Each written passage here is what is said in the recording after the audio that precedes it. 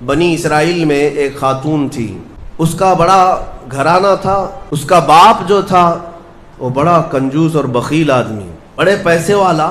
ایک دن ایسا ہوا کہ یہ جو لڑکی تھی، جوان لڑکی، اس نے باہر ایک فقیر کو دیکھا جو بڑا مجبور تھا، ضرورت مند تھا، اس کو اٹھا کر کے اچھی خاصی دولت اپنے باپ کی دے دی، اور باپ کو پتہ چلا تو اتنا غصے میں آیا کہ میں پھوٹی کوڑی نہیں دیتا اور تو اتنی بڑی دولت اٹھا کر دے دی۔ غصے میں اپنی بیٹی کا ہاتھ کاٹ دیا، اس کا ہاتھ کٹ گیا۔ غصے میں تھا باپ، بخیل تھا، ہاتھ کاٹ دیا۔ بہرحال کٹے ہوئے ہاتھ کے ساتھ وہ رہنے لگی تھی، اللہ رب العزت کی رضا چاہنے والی۔ کئی دن تک اسی طرح گزر گئے۔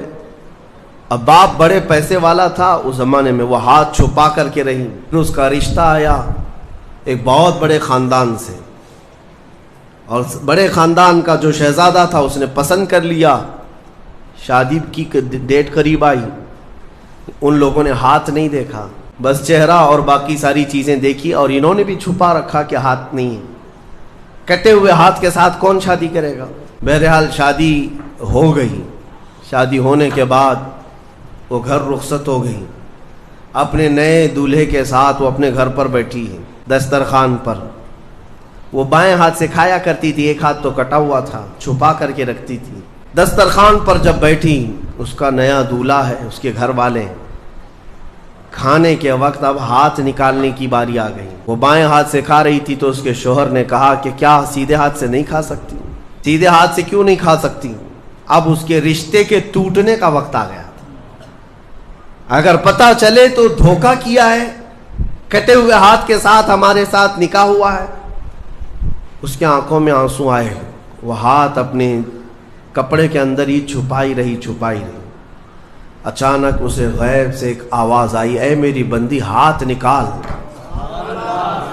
اس نے اپنے دوپٹے کے اندر سے ہاتھ نکالا تو سیدھا ہاتھ پورا صحیح سلامت تھا۔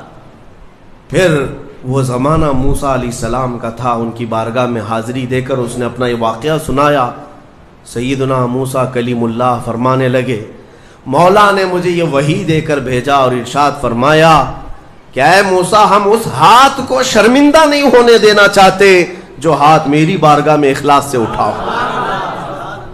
میرے عزیزو، یہ اخلاص کی دولت ہے۔